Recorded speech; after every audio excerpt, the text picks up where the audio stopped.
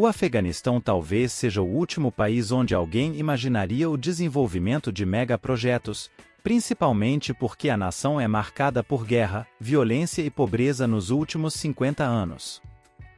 Porém, apesar das inúmeras dificuldades, o Afeganistão está atualmente na metade da realização do seu primeiro megaprojeto, sem auxílio externo e sem receber orientação técnica de fontes externas. O empreendimento em questão é um rio artificial denominado Canal de Ostepa, que, uma vez concluído, será um dos maiores canais de irrigação do mundo. Mas o que exatamente é o Canal de Ostepa, por que ele está sendo feito, e como a nação conseguiu atingir um marco tão colossal num cenário como esse? Neste vídeo, você verá todos os detalhes desse megaprojeto. Antes, deixe seu like, inscreva-se no canal e ative o sininho das notificações. Com seus 285 quilômetros de extensão e uma largura de 152 metros, é um projeto de rio artificial de 8,5 metros de profundidade situado no norte do Afeganistão. Ele se estende desde o rio Amu Daria, tendo sua origem na província de Bau e atravessando as províncias de Jawzjan e Faryab. Cerca de metade da extensão total do canal já foi concluída, e o restante está em processo de construção, avançando com considerável velocidade. Devido à persistente crise de escassez de água e alimentos em todo o país, outras nações que compartilham as águas do rio Amu Daria com o Afeganistão levantaram preocupações sobre como o canal poderá afetar seu acesso às águas fluviais. Porém, o Afeganistão assegurou que não permitirá tal impacto e esclareceu que, como a única nação que não se beneficia diretamente das águas do rio, possui o direito de utilizar a sua parte apropriada. Este canal é de particular urgência para a população do norte do Afeganistão, uma vez que essa região se tornou quase um deserto nas últimas décadas, devido ao aquecimento global que resultou na diminuição dos reservatórios de água subterrânea e na falta de sistemas de irrigação adequados. O projeto está destinado a fornecer água para mais de 1 milhão de cidadãos afegãos e, ao mesmo tempo, permitir que milhares de agricultores retomem suas atividades agrícolas. Isso será possível graças à transformação de cerca de 55 mil hectares de terra em fazendas, com um foco significativo na produção de trigo. De fato, o país almeja se tornar um grande exportador de trigo até 2028. Iniciado em março de 2022, o projeto está dividido em 3 fases distintas. As 2 primeiras fases englobam a escavação do canal em si, enquanto a terceira fase é dedicada à instalação de sistemas de irrigação e outras infraestruturas relacionadas à água.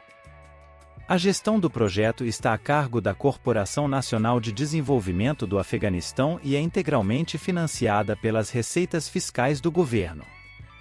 Sua estimativa inicial de custo foi de 500 milhões de dólares, mas estimativas recentes apontam para a necessidade de mais 100 milhões devido a equipamentos obsoletos, um número limitado de engenheiros experientes e a ausência de auxílio externo.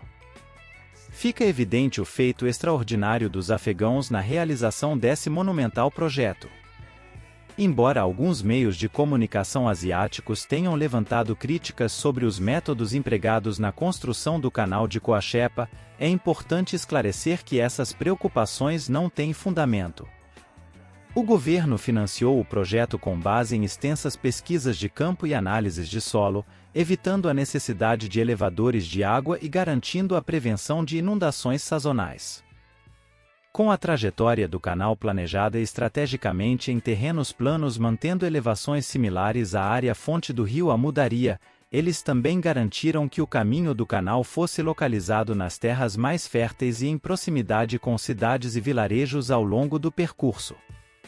Com o alinhamento do canal definido, 200 empreiteiras privadas foram mobilizadas para 114 seções abrangendo a primeira fase, com um comprimento total de 108 quilômetros.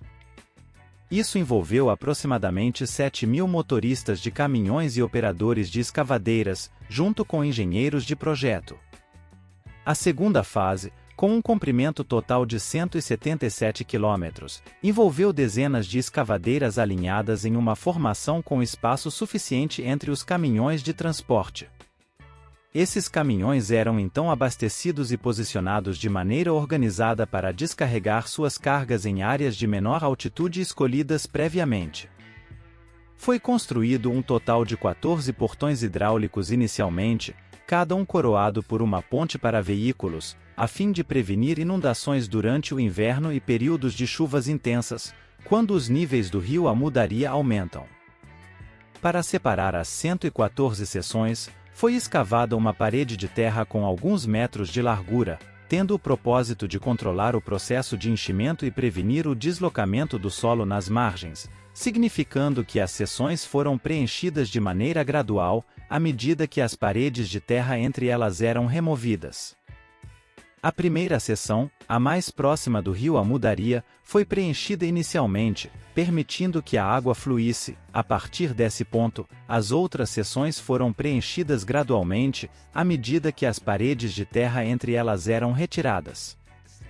É importante ressaltar que o fundo e as laterais do canal não foram revestidos com lajes de concreto.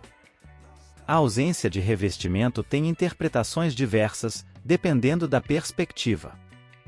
Do nosso ponto de vista, levando em consideração os níveis de água do rio Amu Daria que não foram afetados após a primeira fase de enchimento do canal, a decisão de não usar as lajes de concreto é vantajosa. Isso permitirá um potencial de irrigação natural que se estenderá por cerca de 1 km dos lados do canal. Além disso, resultará em níveis mais elevados de reservatórios de água subterrânea, que servirão como fontes de água de reserva durante períodos de secas severas. Quanto às implicações financeiras, a decisão de não incorporar as lajes de concreto foi motivada pelo custo. Introduzir essas lajes teria aumentado o custo do projeto em mais de US$ 1 bilhão, algo que o Afeganistão não tem condições de suportar. Em relação às estruturas, foram construídas duas pontes de concreto, uma para a rodovia Hairata e outra para a ferrovia. Vale mencionar que os afegãos optaram por um projeto sólido de laje de concreto armado, que envolveu concretagem em vez de lajes pré-fabricadas, simplificando o processo de construção. Como parte de uma ampla rede de irrigação, os canais subterrâneos foram incorporados após a conclusão da primeira fase. Esses canais foram concebidos para fornecer aos agricultores acesso à água até alguns quilômetros de distância do canal principal. Outras tubulações foram instaladas para conectar-se com bombas de água em aldeias e cidades vizinhas. Na etapa final da construção, entre 800 mil e 1 milhão de metros cúbicos de solo eram removidos diariamente, algo incrível, especialmente considerando que grande parte das escavadeiras e caminhões de transporte utilizados eram antigos, remontando, em alguns casos, à década de 1960.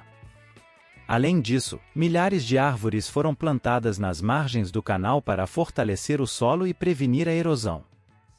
Uma área de aproximadamente 20 km também foi cultivada com diversas culturas, visando testar a eficácia do sistema de irrigação e o comportamento do solo. As comunidades próximas ao canal experimentaram um impulso econômico significativo.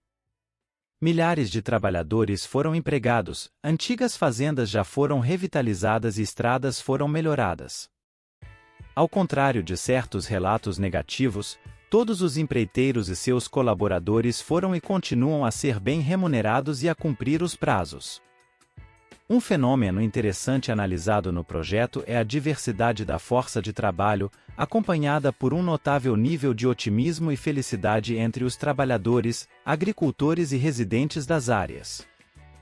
Essas comunidades, há muito tempo afetadas por um ambiente adverso, incluindo guerras, secas, falta de água e pobreza, agora estão experimentando mudanças positivas. Outro fenômeno surpreendente que surgiu com este projeto é a adoção generalizada de painéis solares para abastecer energia em casas e oficinas nas áreas vizinhas. Essas áreas, muitas vezes isoladas do mundo devido à escassez de energia, estão gradualmente se beneficiando de infraestrutura de energia solar em pequena escala. Campos de painéis solares também estão aparecendo em novas fazendas para alimentar sistemas de bombeamento de água.